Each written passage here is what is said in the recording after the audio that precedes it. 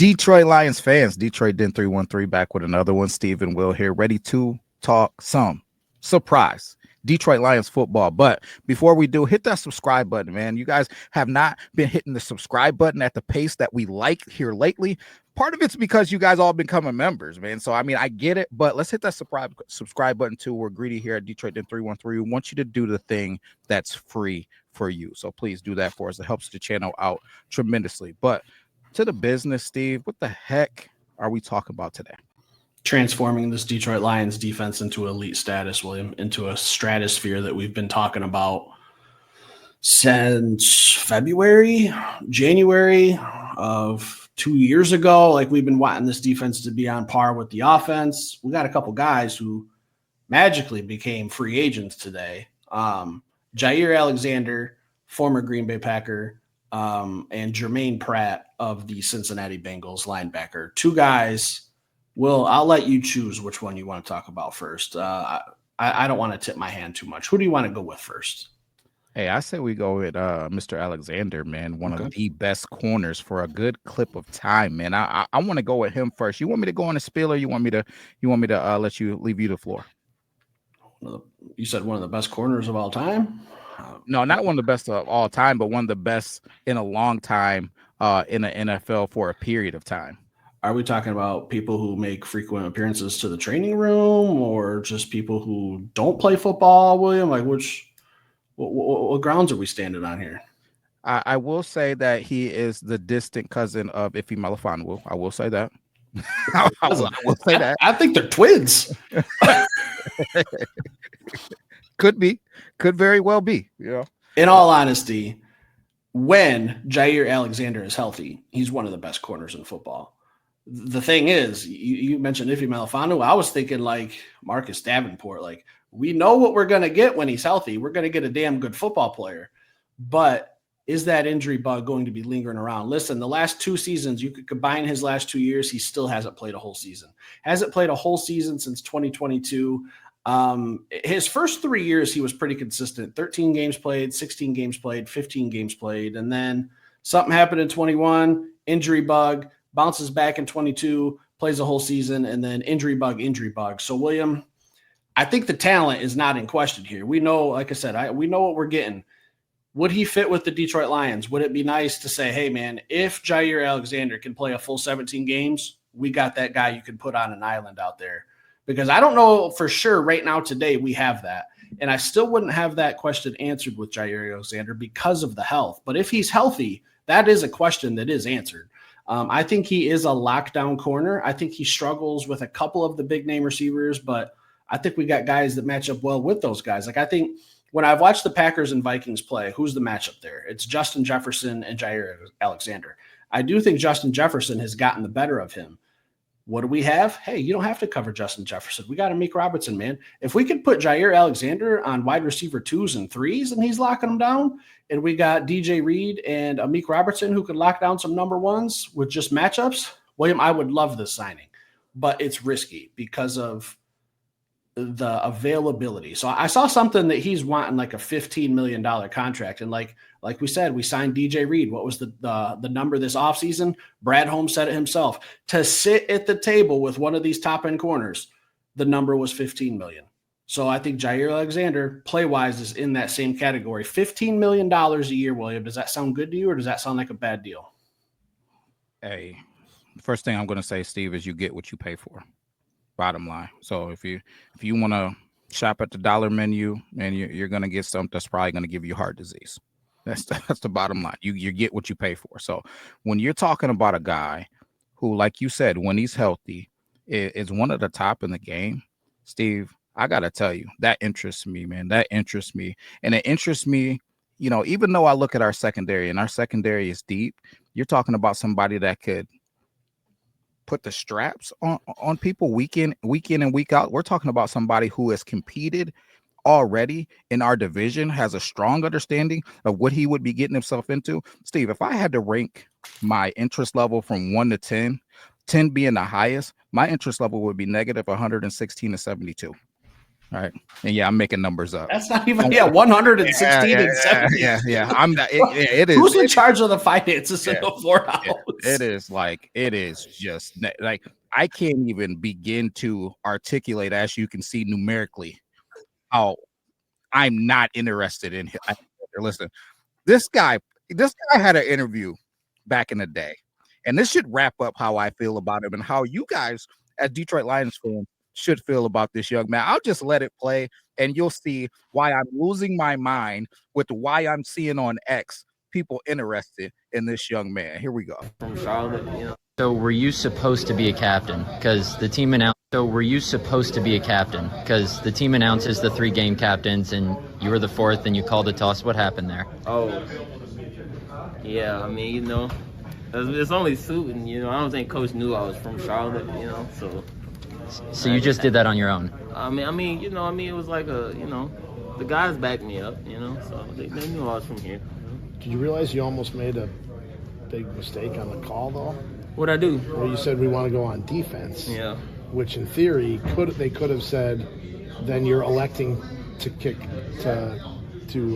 off, which you would have lost the opportunity then to receive in the second half. Yeah, no, I told them that. I said I want our defense to be out there, and they all looked at me like I was crazy. I'm like, it's pretty simple what I said. Like, I want the defense to be out there. They like, you mean defer? I'm like, yeah, I guess. Okay. Did he say that to you? Yeah, he did. The mic was on. Oh, what? Yeah, we heard you. Oh, really? Nah, he was just like, defer? I was like, yeah. Everybody was like, yeah. Everybody was laughing. I'm like, what y'all laughing at? Like, it's pretty obvious what I'm asking for. So did anyone say anything to you when you got back to the sideline? Why would they? Boy, I got to start. This doesn't change anything. Just don't put him out there for the coin toss. That's it. End of story. Kyle Shanahan didn't know the rules in overtime with the coin toss either. I don't care. Just don't put the man on the coin toss. He doesn't need to be a captain. I just need him to play football well. That's all I'm saying. I know where you're going to go.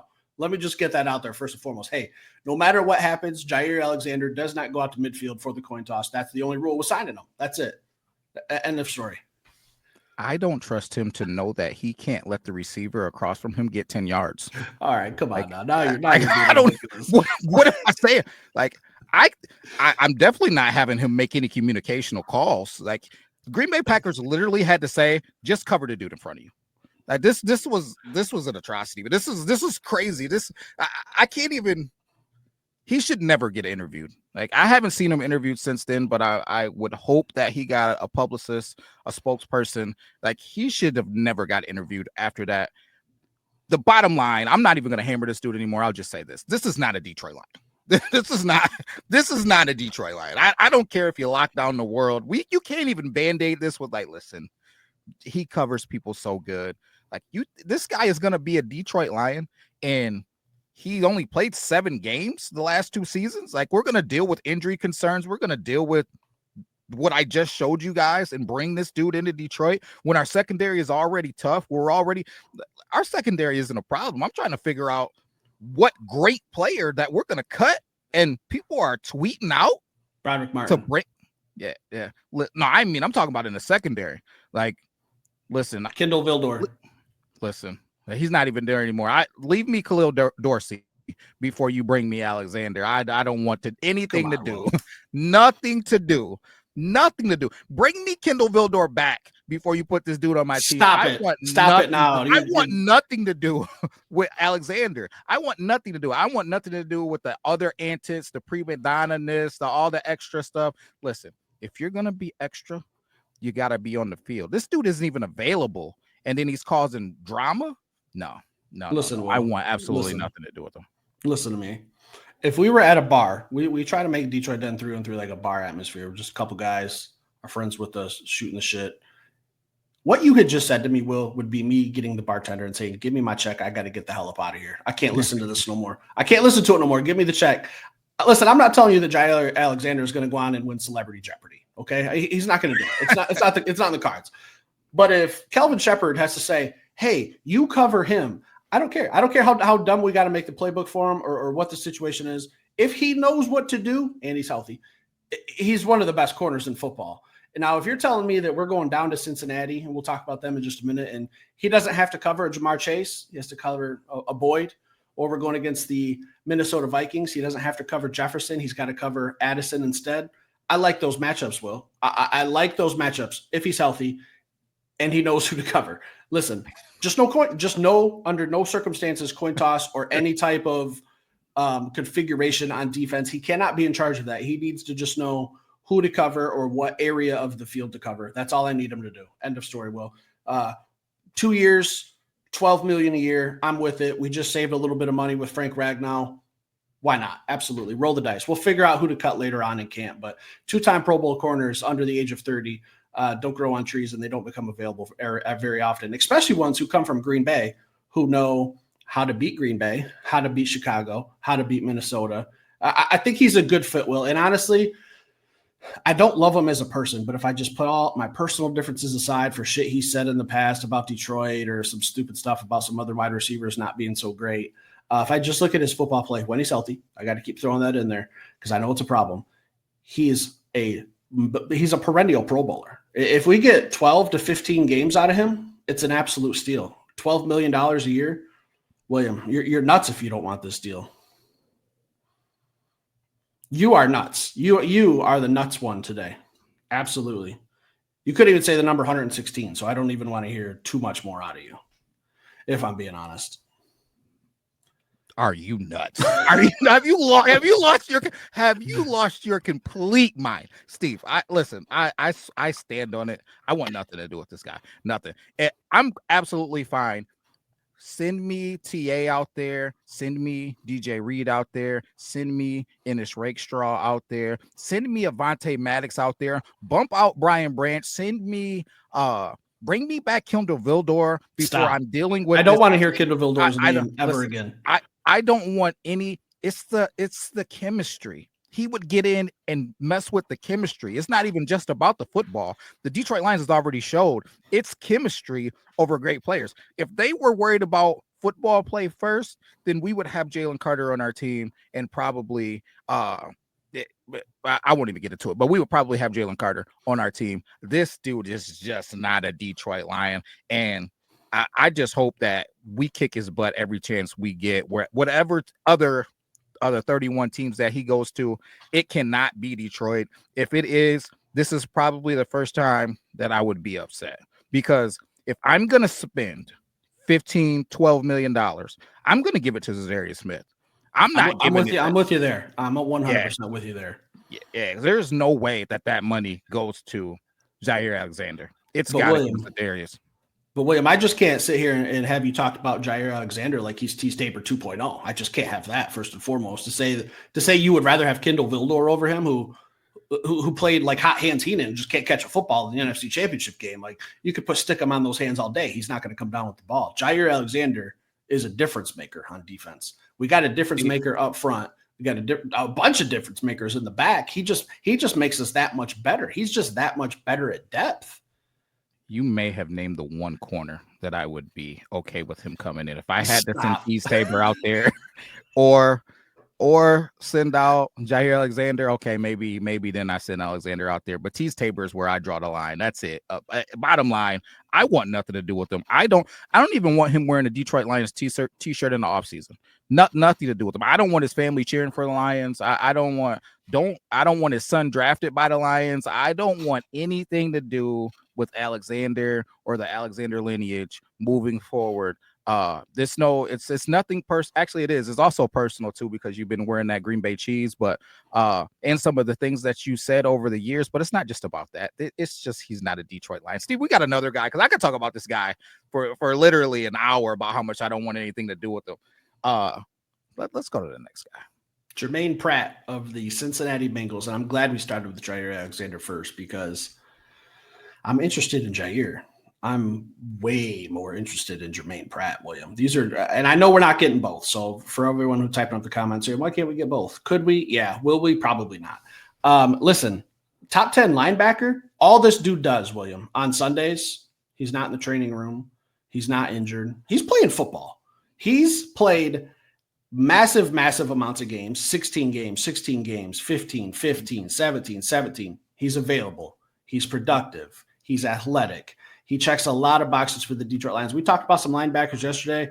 Not going down the Alex Anzalone road, but there's some questions about what's going on there. Jack Campbell's on the radar, and then we got some guys who are coming off injury. We got Malcolm Rodriguez, Derek Barnes has been injured, and then after that, it's kind of a question mark where we're throwing in some special team primarily special teams players like Grant Stewart, who I don't think is a starting linebacker. I think he's athletic. That's great. It's fantastic. Germaine Pratt might be a starting linebacker for the Detroit Lions this year, and he would play 17 games. And why the hell are the Cincinnati Bengals, who absolutely have no defense, you're trying to get rid of your leading tackler or one of your leading tacklers in Germaine Pratt, your most dependable linebacker, and you're trying to trade Trey Hendrickson? Like, we play you this year, so please let all these guys get traded. Let all these guys walk. We'll come to Cincinnati. I'll be there. First road game for Detroit Lions, week 5, I believe. I'll come to Cincinnati and watch my team hang, I don't know, 134 points on you, because you can't stop anyone, and we got the most electrifying offense in the NFL, top 5. So I'm looking forward to it. Germaine Pratt, 1,000% interested, Will. I'll say, as soon as I saw the news today, the first thing that I did is go watch film. It's the first thing I did. He's a good football player, man. He's a good football player. I mean, it makes him being a good football player makes me interested. Do I feel like he's that much better than the guys that we have? I don't. It's one of those things to where I look at when Brad's talking and he says, man, I go over these guys, we do the film study, we go watch them, and we break them down. And sometimes there's a guy that's like right here, and then there's a guy that's just like right here, but maybe that other guy is a little bit more expensive. We don't really know that guy inside and out. He hasn't been in our system. There's just a little bit of a risk to that aspect of it. We don't know what his injury history is, what his bumps and bruises are, what's the family dynamics, all of the things, man. So many variables when a guy hasn't been on your team. For those reasons, I have caution, and I probably wouldn't spend any money on him. I'm really sitting back and saving that money for Zadarius Smith or Matthew Judon. That's just the bottom line for me. But if we picked him up, complete opposite of Alexander, if they did make a move and bring him in, I'd be like, okay, they brought a good freaking football player in here, and I'd have no issue with it. So he's a good football player, solid football player. When I watched him on film today, I think that the statistics give a little bit of a misleading picture, and I say that because a lot of the tackles that he's made, because the dude was ranked 10th in tackles in the NFL last year. He made a lot of tackles, but that defense was on the field a lot too. that defense was on the field a lot. And a lot of the tackles that I was watching him make today were downfield. These weren't tackles at the line of scrimmage. These weren't tackles inside of that 3-yard mark. No, it was tackles that were like 5, 6, 7 yards down the field. So for those reasons, man, I don't know. I don't think that he would get into Detroit and be a needle pusher. I think he'd be a great depth piece. I think he'd be a guy. Yeah, he make you sleep good at night. Like, hey, man, if one of these guys go down and he's got to come in, no problems, no issues. Or if he's starting and we got somebody on our bench that's going to come in because of it, no issues. The only honest issue that I have with what you said is just the absolute disrespect of Grant Stewart not being a starter. He is a starting linebacker in the NFL. I truly believe that. I stand on it. I'm praying that he gets his opportunity. Not praying start for the trash ass Colts. Yeah, I'm not praying for anybody's downfall, but I think that he's a starting caliber guy, man, in the NFL, and I'm really, really hoping that he gets the opportunity with the Detroit Lions to get on. I think that the Detroit Lions don't truly and won't truly have a starting linebacking core like some of these other teams. We're not going to be a team that puts out the same 2 or 3 linebackers all 3 downs. That's not going to be us. I think we have a linebacking group where certain guys do certain things way better than the other guys. So it's got to be a rotation similar to what the D-lines look like. For those reasons, I think that Grant Stewart can have us place a starting role with the Detroit Lions. By starting role, I mean a place where he gets lots of meaningful reps. I don't know if he's the first guy out there at the beginning of the game, but he gets lots of meaningful snaps out there. Obviously Alex Anzalone, obviously Derek Barnes, Jack Campbell, those are guys that are going to be out there.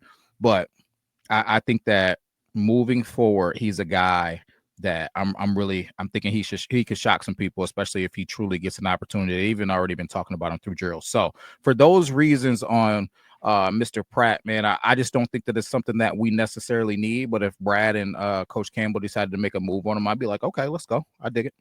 I don't think there's anything that the Detroit Lions necessarily need other than to sign Zadarius Smith. End of story. Like, that's the only box left to check for this offseason, in my opinion. And there's some extra money floating around.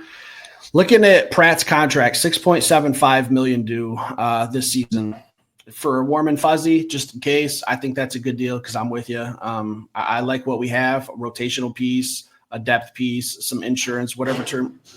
I think someone just died downstairs. I don't know what's happening down there. Do I need to head over? Do I need to? Well, we'll have to investigate. I think a certain someone that's, I won't mention any names, is probably breaking through my window right now. You know who I'm thinking of.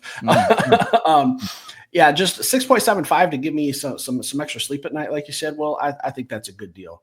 Just come in, be some insurance. Don't need you to be a star. And I don't, again, Cincinnati, we just keep plucking guys from Cincinnati because, yeah, he has to make tackles down the field because that defense is trash. Well, they have no one other than they have that linebacker Wilson, I think his name is, and Trey Hendrickson, end of list. Like a couple secondary pieces I okay-ish like, but that's why he's making so many tackles downfield is because they're not stopping anybody behind the line of scrimmage. That's for damn sure. So we'll keep taking the DJ Readers from you who really, really just trashed your defense because he was your plug when it comes to stopping the run. Thank you for that. Why not add one of the top 10 linebackers for $6.75 million to help me get a little extra Z's at night? Well, I think it's a good deal. Not a needle pusher. Love that term. And I think it 100% fits here. So I'm with it. Not going to cry if either one of these moves happen or don't happen. If they do happen, I can look at it and say I can understand the logic behind either Jaire Alexander or a Germaine Pratt. You're nuts. You're nuts. If they sign Alexander, I'm telling you what, right now, I am going to take my season tickets and I am going to go to every Keep single going to every game. Yes, you are. Yeah, and our next jersey giveaway might be a Jaire Alexander jersey giveaway. Might just be. Sorry. Made me a little sick. Anything else for tonight? Please, Lions, please. If you have any love for Stephen Will and Detroit Den 313, please do not sign Jaire Alexander. Please. That's all I got. I just can't believe you mentioned him in the same breath as Tease Tabor. Stick around, hit that like button. We'll be back later with another show.